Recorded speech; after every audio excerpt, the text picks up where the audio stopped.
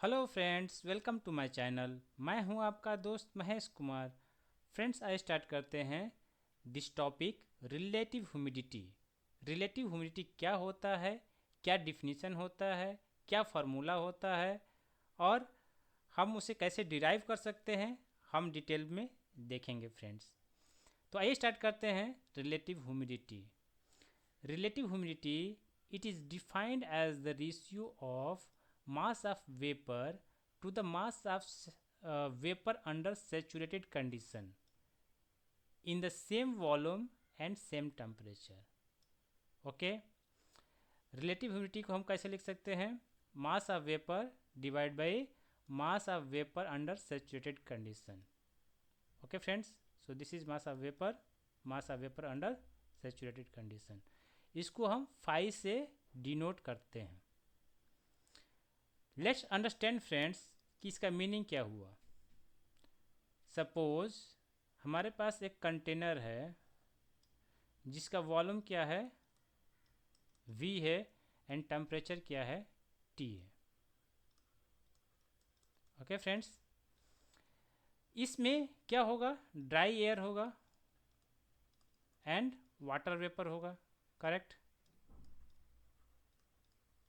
Friends? In this case इस container में maximum, I am giving one example, maximum जो water vapour है वह कितना हो सकता है? वाटर वेपर मॉलिक्यूल मैक्सिमम जो है 100 हो सकता है। अगर 100 रहेगा तो क्या होगा? सैचुरेट हो जाएगा। So maximum water vapour molecule जो है वह 100 हो सकता है, बट एक्चुअल में क्या है?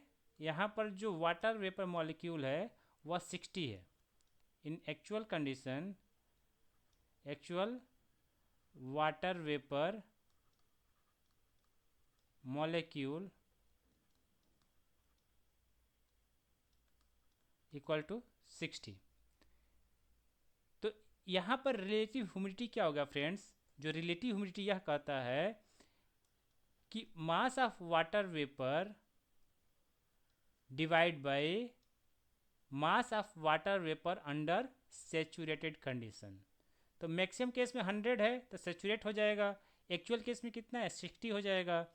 तो relative humidity is equal to mass of water vapour divide by mass of water vapour under saturated condition.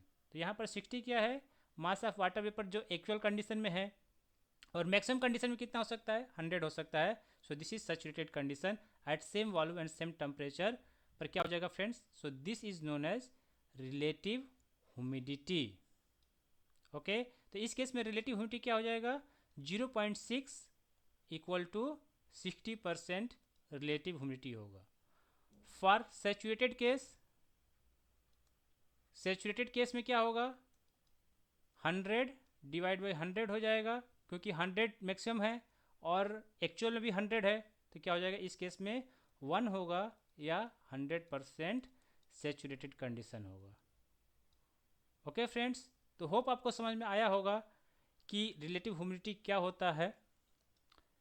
Eight saturated condition relative humidity 100% होती है, जिसे हम 1 भी कहते हैं। एट सैचुरेटेड कंडीशन क्या होता है? Dry bulb temperature equal to wet bulb temperature equal to dew point temperature होता है। सो यह इन्फॉर्मेशन भी आपको आना चाहिए। नाउ फ्रेंड्स, हम एक और फार्मूला डिराइव कर लेते हैं फॉर रिलेटिव ह्यूमिडिटी। एक फार्मूला क्या हो गया? First, mass of vapour divide by mass of vapour under saturated condition. Second क्या होता है? Relative humidity phi equal to partial pressure of vapour divide by partial pressure of vapour under saturated condition. So यह कैसे आता है? हम इसका derivation देख लेते हैं फ्रेंड्स। हम जानते हैं कि जो वाटर वेपर होता है वह आइडियल गैस की तरह बिहेव करता है। सो आइडियल गैस का इक्वेशन क्या होता है? आइडियल गैस इक्वेशन, जब यह आइडियल गैस की तरह बिहेव करेगा तो आइडियल गैस इक्वेशन को भी फॉलो करेगा। तो हम मान लेते हैं कि आइडियल गैस इक्वेशन क्या है? P V equal to M R T, pressure volume mass of gas, gas constant and absolute temperature. This is the ideal equation, ideal gas equation. Okay, for vapor क्या होगा friends? First case के लिए for vapour, first case में क्या है, 60 water vapour molecule है, water vapour molecule कितना है, वह 60 है। तो इस केस के लिए क्या हो जाएगा इक्वेशन, पार्शियल प्रेशर, वॉल्यूम तो दोनों का सेम होगा, यहाँ पर वॉल्यूम तो सेम होगा, टेम्परेचर भी सेम होगा, एंड अगर हम ले रहे हैं क्या, या तो मास हो गया, मास ऑफ वेपर हो गया into gas constant of vapour into temperature T।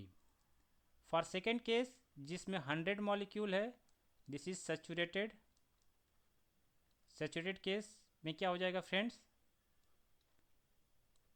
PVS into V equal to MVS into RV into T। Friends यहाँ पर जो गैस कांस्टेंट है वेपर के लिए लिया जा रहा है, यहाँ भी गैस कांस्टेंट वेपर के लिए लिया जा रहा है, सो दोनों सेम होगा, टेम्परेचर ऑलरेडी सेम है, वॉल्यूम ऑलरेडी सेम है, तो हम डिवाइड कर देंगे तो क्या आ जाएगा, PV into V divide by PVS into V equal to MV RV T divide by MVS RV into T। Friends यहाँ से हमें क्या मिल जाएगा, C T to T cancel out हो जाएगा, T to T cancel out हो जाएगा, this will be cancel out, this will be cancel out, तो हमें क्या मिल गया friends, this MV upon MVS equal to, या इधर लिखते हैं क्या हो जाएगा, PV upon PVS। So this is the partial pressure of vapor under actual condition divided by partial pressure of vapor under saturated condition. Okay, so this is the relative humidity. Hope आपको समझ में आया होगा friends कि relative humidity क्या होता है और इसका क्या क्या फार्मूला होता है। आपको यह दोनों फार्मूला रिमेंबर रखना है। ओके, दिस दोनों फार्मूला रिमेंबर रखना है। दोनों फार्मूले पर क्या होता है, न्यूमेरिकल क्वेश्चन आता है। तो होप फ्रेंड्स मेरा एक्सप्लेनेशन आपको पसंद आया होगा। अगर मेरा एक्सप्लेनेशन अच्छा लगे तो प्लीज़ लाइक कीजिए, कमेंट कीजिए, मेरे चैनल को सब्सक्राइब कीजिए फ्रेंड्स।